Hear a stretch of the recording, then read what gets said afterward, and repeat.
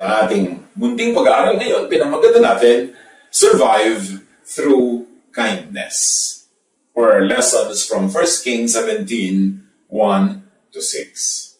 Lord, salamat po sa pagkat ngayon nais naming mag-aral ng mga leksyon mula sa iyong salita. Kayo po ang maging guro, kayo ang maging gabay. Papagliwanagin yung aming isip at kami humugot ng lakas sa karunungan mo, sa katuruan mo, na nakahanda namang mabasa at mapag-aralan anumang oras. Be our teacher, our preacher, our guide, and our healer. In the name of Jesus, your Son, our Lord, our Savior, we pray with thanksgiving. Survive through kindness. Nais ko pong bumasa sa 1 Kings 17 at iisa-isahin natin ang mga verses simula sa verse 1. Si Elias, sinabi niya kay Ahab, "Saksi si Yahweh, ang buhay na Diyos ng Israel na aking pinaglilingkuran, hindi uulan ni hindi magkakahamok sa mga darating na taon hanggat hindi ko sinasabi." Ang napakahalagang leksyon na makuha natin dito that God is in control. God is in control whatever the situation. 1 Kings 17:2-4. Pagkatapos sinabi ni Yahweh kay Elias, "Umalis ka rito at magtago ka sa batis ng Karit, sa silangan ng Jordan. Maiinom mo ang tubig sa batis at may inutusan ang mga uwak na maghahatid sa iyo ng pagkain." Ang kaharian noon ay nasa isang malaking peligro, malaking problema, at mayroong persecution, hinahanap ng wicked queen, ang mga propeta ng Diyos, pinagpapapatay. So, nagkaroon ng ganitong uri ng sitwasyon, at itong propeta, nanalangin siya na huwag uulan, huwag hahamog. Yun na rin ay ayon sa guidance sa kanya ng Panginoon, at ganun nga naganap. Nagkaroon ng mahirap na kalagayan sa bayan, walang ulan, therefore walang agriculture, therefore walang pagkain, and everybody was going hungry and thirsty.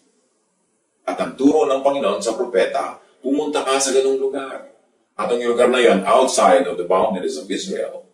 So nakikita natin na pinapakita ng Diyos at even outside of those boundaries, pwede siya magpala at gusto niyang dali ng kanyang mga anak kung doon niya bibigyan ng provisions. We have to get out of our comfort zones. We have to get out of the usual way we do things. Kung yun ang leading ng Panginoon. And God sends Elijah to an unlikely place. Ilang, malayo sa bayan. But God feeds Elijah through unlikely instruments. Mga ibon na itinuturing ng mga Israelita noon na unclean. Birds that were considered unclean were used by God to feed Elijah. From the mouth of the birds, natural yun lang naman ang panghawak nila na i-deliver nilang pagkain, to the mouth of Elijah. Of course, through his hands and through his preparation.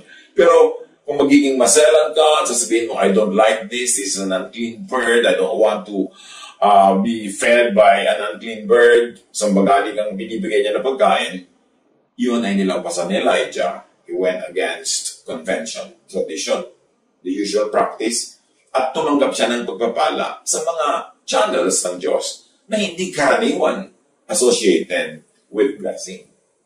1 Kings 17:5. So he did what the Lord had told him.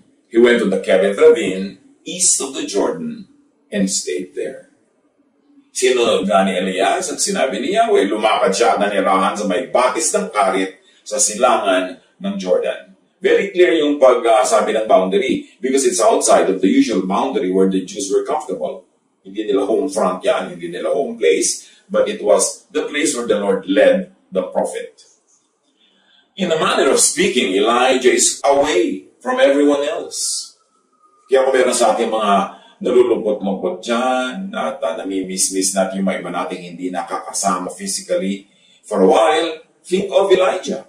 Nag-iisa lang nga siya noon, wala siyang kasama doon sa ilang na lugar na yon at dinadalahan lang siya ng mga ibon ng pagkain. But the Lord was there. The Lord was with him. The Spirit of God was with him. And when the Spirit of God is with us, we are never really alone. 1 Kings 17:6. The ravens brought him bread and meat in the morning, and bread and meat in the evening, and he drank from the brook. So meron siyang carbohydrates at meron siyang protein Kompleto rekado ang supply sa kanya on schedule. Umaga at hapon, dinadalhan siya.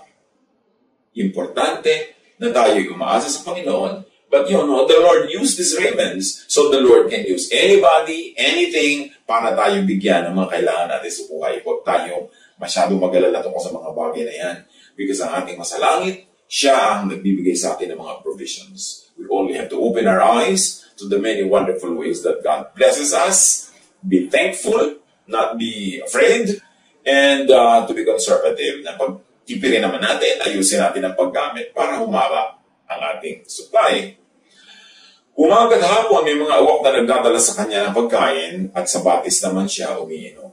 So, natural mineral water pa ang inumin niya. Well, not all of us will have that luxury, pero ang mahalaga, binibigyan tayo ng Panginoon ng maiinom na sapat sa pangangailangan natin pang-araw-araw.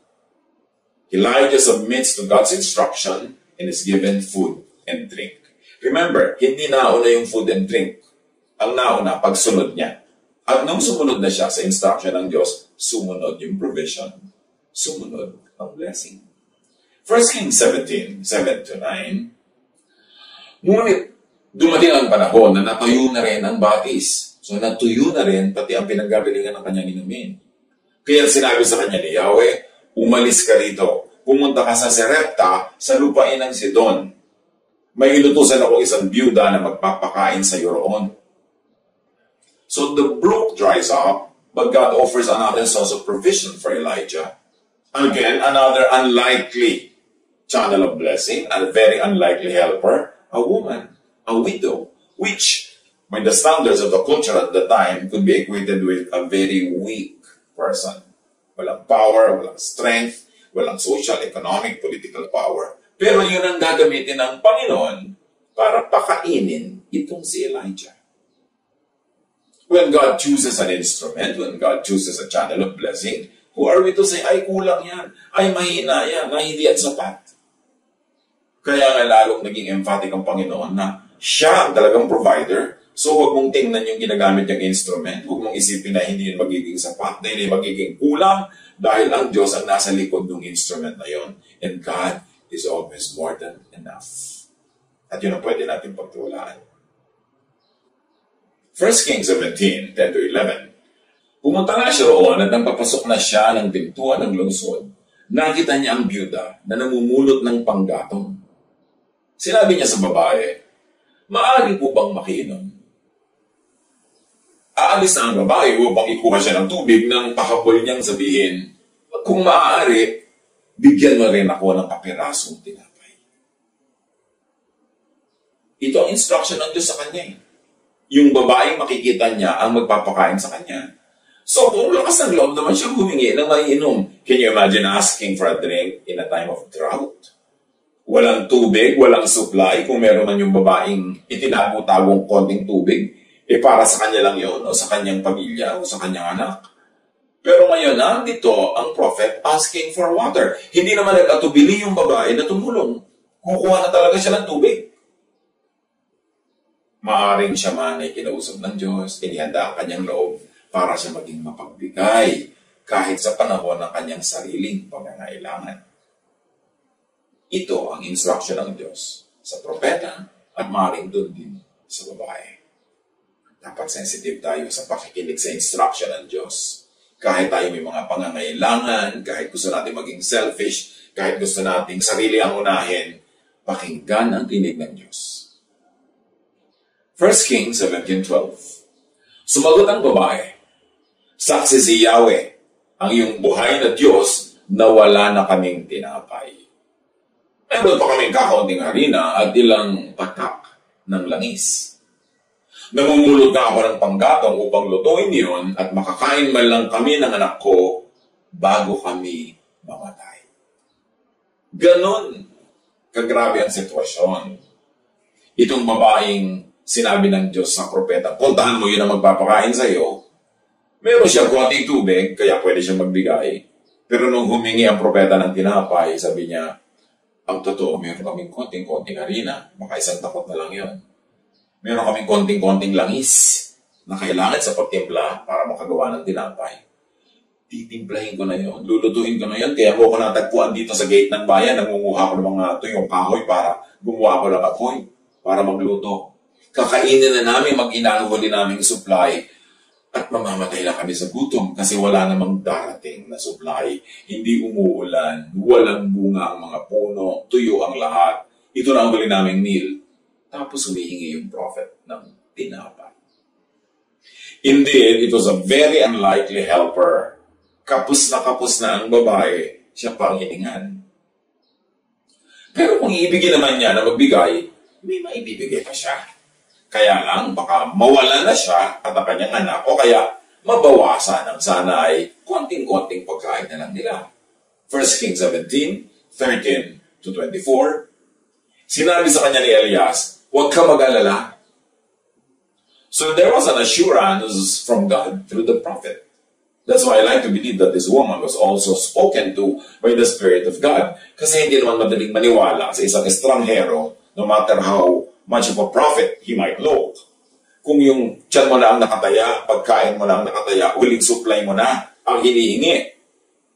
So sabi ng prophet, huwag kang mag-alala. At yan ang laging sinasabi ni Jesus, di ba? Fear not. Huwag kang matakot. Huwag kang kabahan. Buuin mo ang iyong loob. Patiwasayin mo ang iyong isip. Why? Because God is in control. God is in heaven and God knows what's happening. Pumunta ka na at gawin mo ang iyong sinabi sa patuloy ng propeta. Ngunit ipagluto mo muna ako ng isang maliit na tinapay. So sabi niya, sige, kunin mo na yung inumin na inumin ko, pero ipagluto mo muna ako ng maliit na tinapay, tapos iluto mo yung natira para sa inyong mag-ina. Test kaya ito. Last food na nga nila yun eh. At pagkatapos, sabi ng propeta, magluto ka ng para sa inyo. Is it a test? A test of faith? Uunahin pa ang prophet kesa sa sariling anak? Every single cell in the body of a usual, normal person would refuse though. Siyempre, self-preservation muna. Ako muna. Anak ko muna. Bago iba. Pero ang babaeng ito was put on trial. Make or break to. Susundin ba niya ang propeta? At maaaring mawala ang lahat ng kahit konti na lang yung huling kakainin? O maaaring totoo ang kanyang sinasabi na huwag ako mag-alala dahil may dahilan siya para sabihin huwag ako mag-alala? 1 Kings 17:13-24 sa pagpapatuloy. Sabi ng propeta, huwag ka mag-alala sapagkat ganito ang sabi ni Yahweh, Diyos ng Israel. Hindi ninyo mauubos ang harina sa lalagyan at hindi rin matutuyo ang langis sa tapayan hanggat hindi sumasapit ang takdang araw na papapatakin na ni Yahweh ang ulan. So God, through the prophet, promises and not provisions. Sabi ng prophet, huwag ka mag-alala. Ipakain mo sa akin yung hinihingi ko, ipainom mo sa akin ang iniinom na gusto ko, at magluto ka ng para sa inyo mag-ina, at kalimutan mo yung sinasabi mong isang dakot na lang ang harina nyo, konti na lang, ilang patak na lang ang langis mo. No. Gawin mo itong sinasabi ko dahil itong pinapagawa ng Diyos at hindi ka magugutom sa buong panahon hanggang pumatak ang ulan, tumubo ang mga halaman, mamunga, at bumalik ang lahat sa dati. The woman had to choose. Maniniwala sa propeta, give her everything and receive or lose everything. Or not believe, that's the other choice. Not give her everything and be able to eat something once and then die of hunger afterward. Hindi yan madaling pagpilian kung tayo ang nasa lugar. Susundin ko ba siya at makikinig ko sa sinasabi niya, hindi ako magugutom buong panahon ng tagutom? O hindi ako makikinig? At least kakainin ko itong huling meal, di bali na at least nagkaroon na akong huling meal kahit ako mamatay sa gutom after. Ano ang gagawin ng babae? Sa pagpapatuloy, ginawa nga ng babae ang utos ni Elias. Yung pakikinig sa isang talagang God-led voice, pakikinig sa udyok ng Espiritu na nadidinig mo sa iyong isip at sa iyong puso ay nadarama mo, that makes a difference. Make or break. The woman chooses to believe. The woman chooses to be kind in a time of need. the woman chooses to give little of what she had, hindi naman hiningi lahat, may matitira rin sa kanya. Uunahin lang nga niya yung propeta. Maaaring yun ang test part ng element ng kwento na ito. Pero hindi naman hiningi lahat, may matitira. The woman chose to divide the little that she had para merong mapakain. Hindi lang siya, hindi lang anak niya, pati ang stranger na ito. At sa pagpapatuloy ng binabasa natin, at hindi lang ubos ang pagkain ni Elias at ng mag-ina sa loob ng maraming araw. Hindi nga naubos ang harina sa lalagyan at hindi rin natuyo ang langis sa sisidlan, tulad ng sinabi ni Yahweh sa pamamagitan ni Elias. Kahanga-hanga. God's word and promise is realized in what the prophet said. Natupad. At ito yung natupad because the woman believed. The woman chose to believe. And even, not on a spiritual level, on a practical level lang, the woman chose to be kind and to be good in such a time that there was a lot of reason not to be kind and not to be good. And because of the choice, her life, the life of her son, were spared. And not only that, she was able to minister to God's man, the prophet.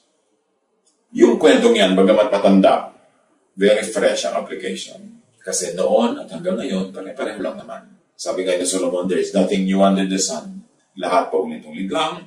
Kaya yung need noon, need pa rin ngayon. Who was God then is still God now. God reigns. Pag gusto kang i-bless ng Diyos, walang makakapigil. Kaya ang mahalaga, patuloy tayong manalig, patuloy tayong maging mabuti, maging mabait, sapagkat sa pagbibigay natin ng ating mga tinatangkilik na galing din naman sa Diyos, doon naman tayo nabibigyan din. Kung magbigay man tayo, actually, una na tayo nakatanggap, kaya tayo may naibibigay. At kung nagbibigay pa tayo, that is the way for God to continue giving us the supply. Napaka-dramatic, napaka-cinematic na nangyari. Matapos lutuin ng balong ito ang kahuli-hulihang patak ng langis at kahuli-hulihang mga harina niya, kinabukasan, pagsilip niya sa loob ng banga, may laman na naman. Meron na namang harina at meron na namang langis. Luto na naman siya. Kain na naman sila sa araw na yun. Kinabukasan, pagtingin niya, meron ulit. Hanggang dumaan ng maraming panahon, hanggang niloob na ng Diyos na magkaroon uli ng ulan, madilig ang lupa, tumubo ang mga tanim at mga halaman, bumalik ang lahat sa dati, and they were able to be sustained by that daily bread. Ngayon ang sinasabi ni Jesus, ang panalangin itinuturo niya sa atin, give us this day our daily bread. At pag sinabing daily bread, ibig sabihin, hindi ka sobrang takot about the future, about tomorrow, about the very far, far future, to the point that you now become generous. You're able to give to the needs of people now, not thinking that you will need it tomorrow, because you know that tomorrow God will be there and God will give you your daily bread. Payapain natin ang ating isip. Seek first His kingdom and His righteousness, and all these things shall be added unto you, sabi ni Jesus. Anong kingdom ang dapat nating hanapin ngayon? God's kingdom on earth. Di ba ang turo niyang panalangin? Thy kingdom come, thy will be done on earth as it is in heaven. It is not us going to the kingdom of God, but the kingdom of God coming down to us. And where will the kingdom of God come down to? To our hearts, to our minds. Sabi ni Jesus, huwag kayong mabahala, huwag kayong matakot, anong isusuot, anong kakainin, anong dadamtin, ano ang iinumin. Sabi niya gano'n, yung mga tao lang na walang Diyos sa puso ang nag-iisip ng ganyan mga nakakatakot na bagay. Sabi niya, seek first His kingdom, meaning unahin mo ang Diyos, ang paghahari ng Diyos sa iyong puso, unahin mo ang mga thoughts that are very godly, mga nagbibigay ng kapayapaan, katahimikan, katiwasayan. Yun ang kingdom of God. Unahin mo yon at ang lahat na naipang mong kailangan, susunod na rin na darating. So sa ganitong mga challenging times, anong dapat nating unahin? Know enough of God's promises. Know enough of God's history of dealing with His people. And that is how we will survive. God is the same yesterday, today, and tomorrow. Itong babaeng ito, isang dakot na harina, ilang patak na langis, na marami ng Diyos at nasustain siya buong panahon? Lalo naman siguro kayang paramihan ng Diyos yung kilo-kilo o kaban-kaban yung nakatago dyan, mga bigas-bigas, mga maraming nyo dyan, mga provision na naipon-ipon, o kahit yung mga walang naipon na umaasa ngayon sa dadalhin ng ibon, sa dadalhin ng uwak, it's still God who is behind all of these instruments. Have peace. Sabi ni Jesus, I have overcome the world. God is with us. And God calmed the storm through Jesus. So let Jesus calm your heart. Although there's a storm, let Jesus calm it so that we will be like Jesus, sleeping at the stern, relaxed, though there was a storm that was tossing the boat to and fro. God bless us all.